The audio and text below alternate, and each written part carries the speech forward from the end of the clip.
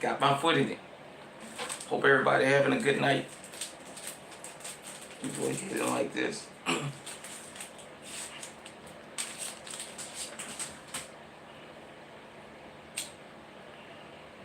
yeah.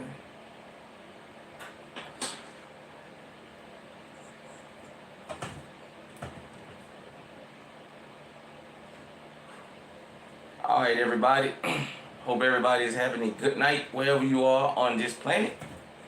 I am your host, Uncle James. This is another episode of New Orleans Chronicles. I'll give everybody a couple minutes to get up in here. We'll just have a little chit chat tonight.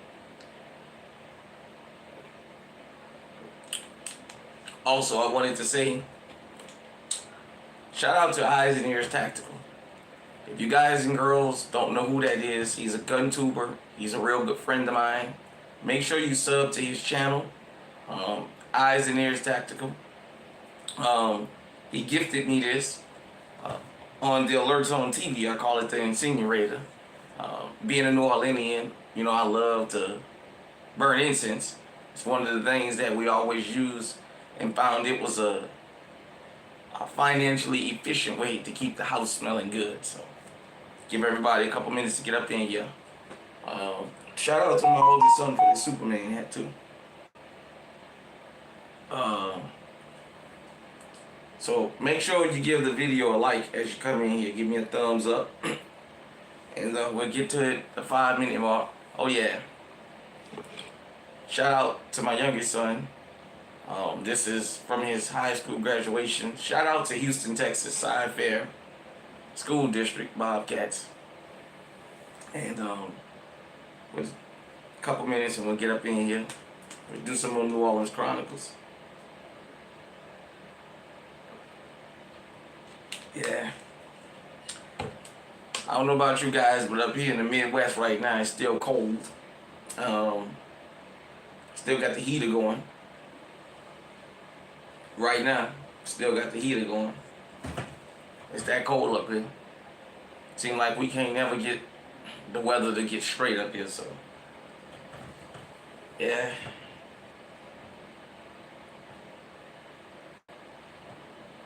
Yeah, I hope everybody having a good night. Oh man, I can't call it. Alright, we got 12 people in here. I should have 12 likes. Make sure you give a video a thumbs up. Get a stream a thumbs up as you come in. Let's turn that 12 into 12,000. Let's see if we can get 12,000 tonight. 16, we need 16 thumbs up. This is going to be a good one.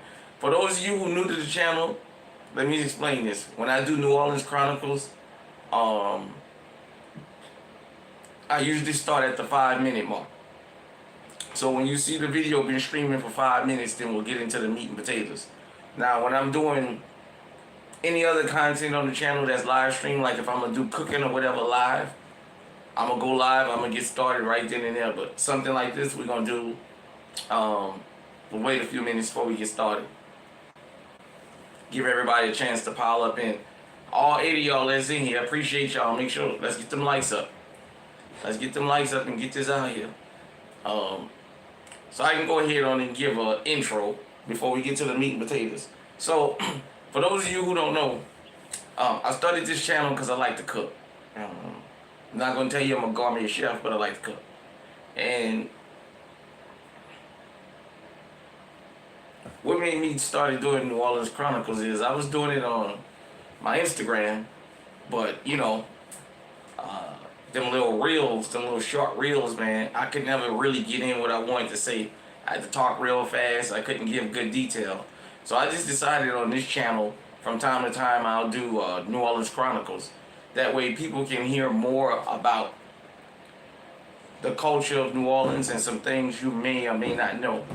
As you guys and girls may or may not be aware, a lot of podcasts now, a lot of people out of the New Orleans area, and a lot of people are interviewing people out of the New Orleans area, but there's a lot that doesn't get talked about. And so that's why I decided to do New Orleans Chronicles, because mainly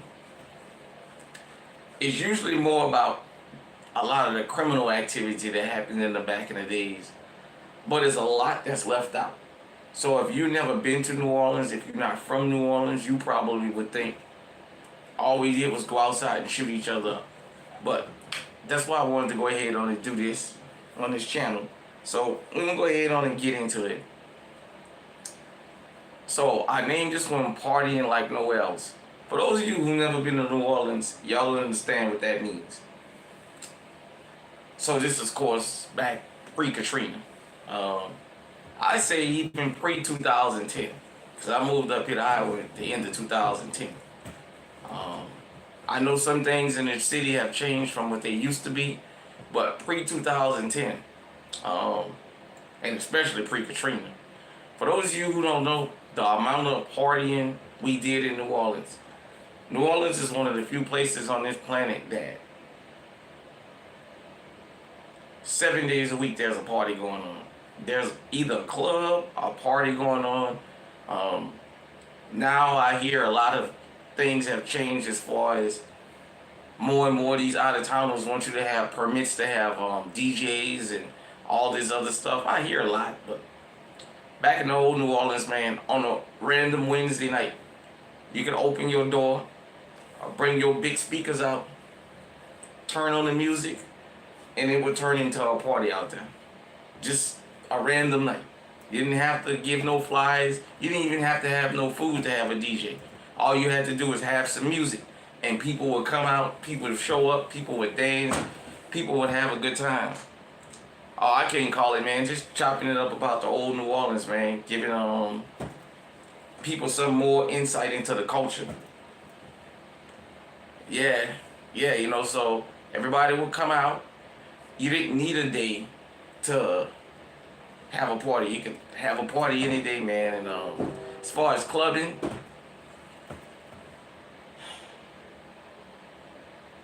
clubs didn't close at 2 in the morning. For those of you who don't know, a lot of clubs in New Orleans didn't close till 6, 7, 8 o'clock in the morning. I mean, I can remember nights of going in at 1 and coming out at 8 in the morning. Going home and people I know going to work. It's just an environment of partying. Y'all call them block parties, we call them DJs. The DJs. Going out to a DJ on a Saturday, on a Sunday, or Friday, whatever night they decided to have one. Being from one part of the city and hearing, hey, I'm from Uptown. Hearing, hey, downtown on so-and-so street, man, they got a DJ out there. It's packed. And we would go down there. It didn't matter what project you was from. If you was from a project, you can go to any project in the city of New Orleans when they had a party out, man. Back in the days, we didn't leave our house damn near till midnight to go out and party. Man, you can just party all night. And another thing about partying that I miss from New Orleans is a thing of, I don't know who on Instagram, I think it's Truth Be Told, Hip Hop, and some of these other channels I seen somebody posted an old video of the dance groups, the boy dance groups they had on stage dancing. Man, I miss those days. For those of you who don't know, in New Orleans, for the dudes who know how to dance, they didn't have a problem coming out dancing. And I'm talking about some of these dudes were stone gangsters. But the most of the time, that was left at the door. You went to a party to have fun. Did people have guns on them? Yeah, they had guns on them. That's not what we went out for. We didn't go clubbing looking for a hop to shoot up the club. That wasn't a thing. It was you go in there and you have a good time. For people who couldn't dance, they might lean on the wall or they might come out once in a while. I can't dance. Not because I think I'm too cool, I just can't dance. I ain't no rhythm. But that didn't stop me from going out there from time to time and getting on the floor. Now I liked all the songs where they talked about putting your hood up and all that stuff. That's another thing. Partying in New Orleans. You can put up whatever neighborhood you was from, and at the end of the song, they just go on to the next song. I can tell you, there was barely fights because somebody throwed up a different neighborhood. From time to time, you had certain places that was notorious, like the Riverboat Hallelujah. For those of you who never heard, on Tulane Avenue, there used to be a hall called the Riverboat Hallelujah. Now, the Riverboat is where you probably saw a fight at. The Riverboat was like the Wild Wild West without guns. It wasn't nothing to see a fight in the Riverboat. Why? I don't know if it was just the venue or whatever, but that place right there, the Riverboat Hallelujah, when you hear people talk about the old New Orleans, if they don't mention the Riverboat Hallelujah on Tulane, they wasn't out there like that, man. Everybody went to the Riverboat. The Riverboat was the place to be. I've said this before and I'll say it again. No Limit was never a threat to Cash Money Records. It was Big Boy. Big Boy Records was the threat. And Big Boy had the best concerts in the city at one time. Big Boy didn't take folk. And what was that, Mobile Records, I think, had Cheeky Black. Cheeky Black was the thing for a while. But dancing, twerking, stuff like that. For those of you who don't know, I'm going to drop a little bit of history on y'all about the bus stop. So y'all know there's a song by, Grover Washington Jr., the Magic Man. We call it the bus stop. It was one of the songs that came on towards the end of a dance, like let's say a school dance or something like that. And everybody would bus stop. My 6th grade year was the Magnolia Project. I don't know who. I've been told it was somebody I was close to, but I can't specify. For those of you who don't know, the Magnolia Project came with their own version of the bus stop, man. It was badass too. And dudes was doing it just as much as the chicks, you know. Out in the park, dancing and having fun. School dances was something we partied at. And y'all never mind, that's the wind blowing shit around out there. School dances was something somewhere we partied at. In the old New Orleans, I can tell y'all this. Walter L. Coyne had the best dances to me. And Sarah T. Reed had the worst. I've never been to a dance where all the dudes was out dancing and all the girls was too sedity, sitting on their behind watching. I've never seen that before. My last 2 years in high school, man, I think I went to 2 school dances, and I said, nah, this ain't the place for me, man. So when Reed would have a dance, I wouldn't go. After the second, in my 11th grade year, after that second dance, I didn't go back to no more of their dances. I did go to the homecoming dance once because it was at the convention center, I think. And there was a lot of people who was from other schools that came. That's why I went. But other than that, Reed dance was garbage, man. I never seen nothing that horrible in my life. Them girls back there in the 90s in the East just thought they was too pretty to get out there and dance and have fun. But in the city, what we call the city, shit, man, we would have a damn ball out there. So, it was always somewhere to party. It was always something to do, always somewhere to go. And that's the thing I miss about it. You know, I know a lot of out-of-towners come to New Orleans for Bourbon Street. This younger generation, I can say our children, I'm 46, or our grandchildren, or, my grandchildren ain't old enough to even be in school. But all this killing and stuff y'all seen going on, bourbon and all this shooting, that's kind of a new thing. That's never been the thing, because bourbon is where a lot of the money come into the city, you know. So people don't come into the city, you don't make no money. But this whole thing of bourbon being as dangerous as it is, it wasn't. Now I'll tell you this, we used to have DJ Captain Charles. Captain Charles used to have Bally's Casino rolling on Wednesday nights. That's how Bally's Casino made so much money. For those of you who don't know, out on the lakefront, Lake Pontchartrain, there used to be a floating casino called Bally's. They wouldn't let it sell So it just stayed there. It was a boat and it was docked. But they just let it stay there. That was their way of trying to get around that whole licensing, casino licensing scam and what have you. And they started, for a while, nobody went to Bally's because of where it was. Then Captain Charles came on, and they would play Captain Charles on the radio. He would be DJ and they would have it live. Man, next thing you know, it was lines to get up in there, man. Captain Charles had us rolling on Wednesday nights. Then he moved to Harris Casino and the Masquerade. You had to wait in line to get up in there, man. It was where it was at, man. It was a time to be live. Club Rumors.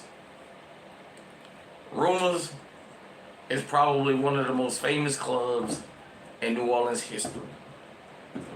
And it became a funeral home after it closed down. Because that many people got killed at that. But Rumors had the best parties at one time. They had the best club nights. You just know there was a possibility you might not make it back home if you went to Rumors. Because Rumors, I don't know what it was about that place, man, but Rumors was the place for a while. Right there on St. Claude by the track. We had New Edition. New Edition was another good club that I used to like to go to. I didn't really hang out on the West Bank like that. I didn't care for on the West Bank. I've been over there, but I didn't hang over there like that. I hung once in a while. The Friendly Touch was another one. I say this. The Magnolia Project had the best DJs in the city of New Orleans. I don't care what nobody say. The Magnolia was where it was at. I've been in DJs in every project. The Fisher, the Melf, the Callio, the Magnolia, the St. Thomas, the St. Bernard, the Florida, the Desire, the Iberville. Now the Lafitte used to roll on Mardi Gras Day. Oh, shout out to everybody from all the projects from the old New Orleans. The projects have a big part of New Orleans culture, but it's not the only part. There was people who didn't actually live in the projects that hung back then, which maybe I'll touch about that on another night, about the difference in growing up. The conditions was just a little different, but we'll have that conversation another time. But yeah, man, New Orleans, the amount of dancing, the amount of partying, the second lines. I see CBS and now all these national mainstream media platforms trying to do these stories about the Black Mask Indians, or as we call them in New Orleans, the Mardi Gras Indians. I like it and I don't. I like it that they're getting exposure, but I don't like it because, once it makes it to the mainstream media, then they come in and try and fucking colonize it and take it over. The next thing you know, they'll kick you out of something you start and be lying saying they started it. But that's another big party. When the Indians came out. Whether it was for practice, because yeah, they do practice. Or whether it was Super Sunday. Or normal Sunday that they was having a second line and some of the Indians came out. If you've never been to New Orleans, it's an experience that I'm going to help push. Super Sunday. If you've never been to Super Sunday, you won't understand it. Super Sunday is uptown. They have one uptown, and then they do one downtown by Huntersville, and one uptown around Shakespeare and all that.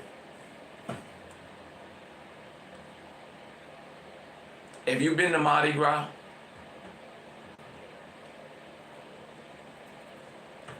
Super Sunday is like Mardi Gras on steroids. That's what we have on Super Sunday.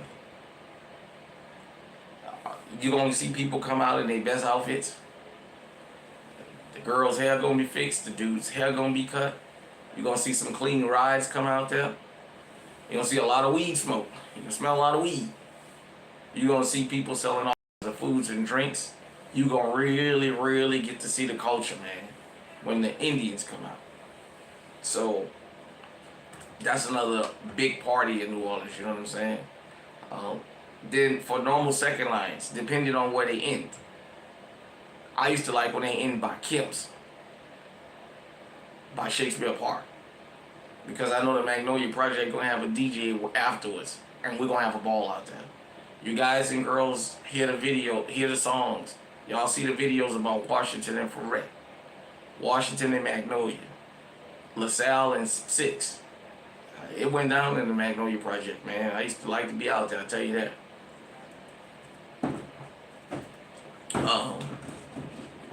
Yeah, so I mean, it's just one of them things, I wanted to just let everybody know. New Orleans is still one of them places that it don't matter where you're from, you can party. I see a lot of these. I hope the city don't turn into this. A lot of these ops get around each other and go to shooting. That didn't used to be the thing with us. Were there shootings? Did things happen? Yeah, but it wasn't normal. Because we was more interested in partying and enjoying ourselves. A lot of us didn't have much, but we had life. For all the things you might hear from some of the people they talk to, a lot of them, good people, man. They did what they did. They were what they were, but, just, you can go YouTube all the old parties, man, that they've been able to keep the footage of. And it was just nothing like it. Nothing like it. I think you don't miss it until you move away. There's 3 cities I'm going to shout out. I'm not the biggest fan of Atlanta, but shout out to Atlanta, Georgia, Houston, Texas, and Dallas, Texas. And I'm going to tell you why I'm shouting them out. Those was probably 3 of the most embracing cities of New Orleanians after Hurricane Katrina. To the point that they have like 504 night. I'm hearing when Dallas played the Saints is a big weekend thing. When the Saints play the Houston Texans is a big thing. Now the Saints and the Falcons have always been a big thing. But they allowed New Orleans culture to flourish even in another city. Because we partied that hard and we brought that element. That all these New Orleanians out here, they second line. They're out here having fun. This 504 night. Bounce music. Bounce music is for a non-dancing person like me who can't dance to save my life. Bounce music make you want to just get up and, you know what I mean? And it don't matter who's singing it. Now I will say this about bounce music. Leave that to New Orleanians. Y'all out of towners, love our music, don't sing bounce music. And I'm going to tell you. It's the New Orleans accent that goes with the music. If you don't have the proper New Orleans accent, the music is going to sound different. Leave that to us. Every region have things that they known for. With bounce music, it is the New Orleans accent that goes with the music. But yeah, man, like I said, just partying. Man, it was nothing to go St. Bernard Avenue. From St. Claude to Galvez. Go bar hopping all night. Saturday night, Friday night, Thursday night, Friday night, Saturday night, Sunday night. Club, the club. The Po' Boy Club. The other place.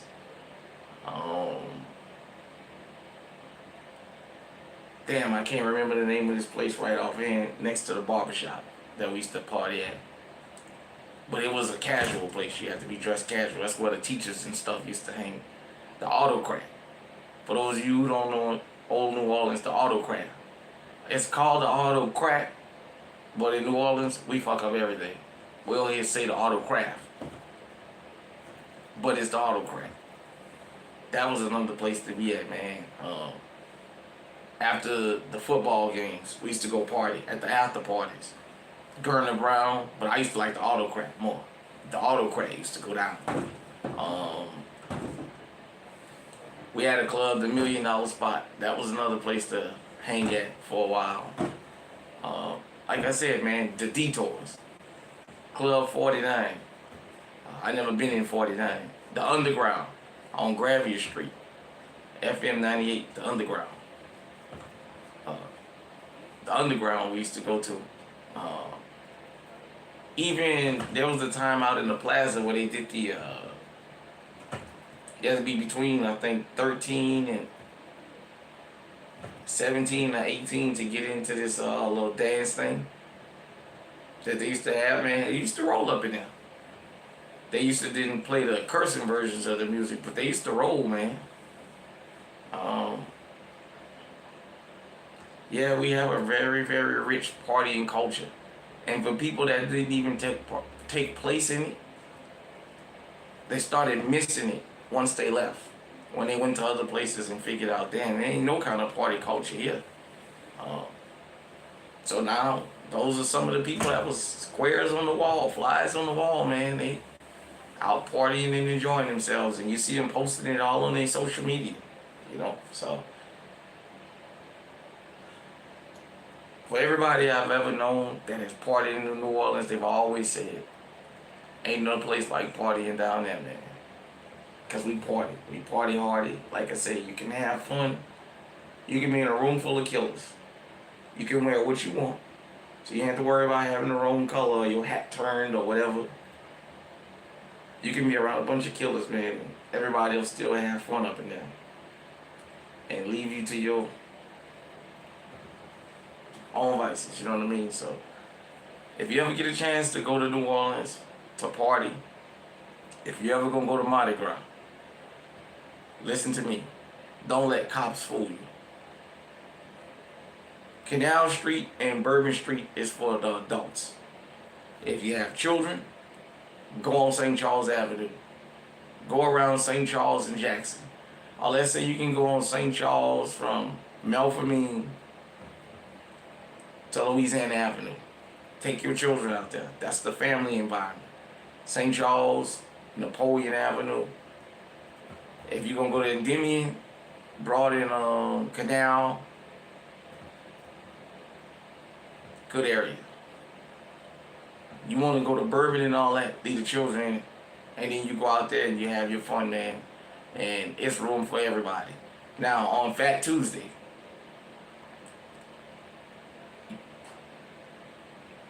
if you really want to enjoy yourself, make your way to Orleans and Claiborne around 1 or 2 o'clock in the evening. Under the bridge. They call it Mardi Gras under the bridge. You'll see some stuff you never saw before, man. The amount of people out there partying and having a ball. Go to Mardi Gras under the bridge. I'm telling you.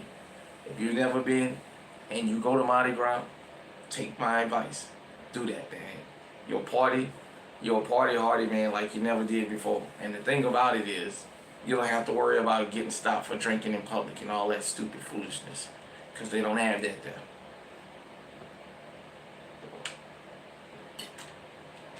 So yeah, I just wanted to have this quick chit chat with everybody about. I've been across the country. I partied in a lot of different places. I've partied with people who's partied in New Orleans and told me, but no place like partying there. I remember talking to people that told me they didn't like New Orleans culture because they'd be the world's biggest drunk because there's no restriction on alcohol. You can buy alcohol 24/7, 365. We don't have a such thing as no alcohol after 2 o'clock, or last call for alcohol. Last call for alcohol means the place is closing down 3, 4 o'clock in the morning because it's not crowded. People already leaving to go somewhere else. Because a lot of clubs was like that. Some clubs didn't start rolling until about 3 in the morning. So you know this one 1:30, 2 o'clock. I think the Autocrat used to close at 2. So once we leave the Autocrat, about 1:30, 1:45, we going up the street. Perfect Fit. We going to the Perfect Fit. We going to the Po' Boys. We going to the other place. We going to the other bars and stuff up and down St. Bernard. You know what I'm saying? We used to call it the strip back in the day. Oh man, let's go on St. Bernard, man. Let's go on the strip. And we just go from club to club, bar to bar, you know, depending on how we was dressed. If we was casual, we could get in a perfect fit. If we didn't wear nothing casual, like if I had jeans and tennis on, they ain't gonna let us in there. So we'll go to the po' boy or to the other place or somewhere else up and down St. Bernard. And if it wasn't rocking out there, which was rare, we'll just find somewhere else to go. You know, it was always somewhere to go and party. Like I said, I can take a speaker, blast some bounce music, sit it on the porch, and people will start coming. It'll be a couple of neighbors will come out, then a couple more, then a couple more. Then people will pass by and see people they know, and before you know it, it'll turn into a full-fledged block party. Now ain't no PD gonna ride out there and ride by, but it didn't turn into a full block party, man. So I just wanted to go ahead on and chop that up with everybody and just let y'all know there's a whole lot of New Orleans culture y'all don't hear about, just because the people they interviewing, the interviewers and a lot of the viewers want to hear about a lot of the street stuff. But it was one of them places where you can be a dude with the worst reputation in the world and still be one of the best people to party around. There's quite a few names I can mention, but I don't want to because I don't want nobody to say I'm clout chasing or I don't want to start nothing with nobody. But there's some people that got monstrous reputations. I know them personally, and they were some of the best dudes and chicks that hang around, and we used to have fun out at the party. So, yeah, I thought I'd talk to everybody about that. You know, it's a lot of partying, and people might say, you know, there's better things to do than party, man. Party for us was just a stress reliever, man. It was just a way to relieve stress and get out and enjoy life, man. There's always something going on. So, if you ever get to go to the NO town, ask around, you'll find. But if you ever get to go to a Super Sunday or Mardi Gras under the bridge, I can guarantee you, man, you won't ever experience nothing like it again. So, I'm going to go ahead and let you guys and girls go. Shout out to everybody that passed through. If you're new to the channel, I got my foot in it. I'm Uncle James. I appreciate your time. You could have been somewhere else, but you chose to be here with me. Man, hit me in the comment section. Let me know what y'all think. Till next time, I'm Uncle James. And I got my foot in it. We out.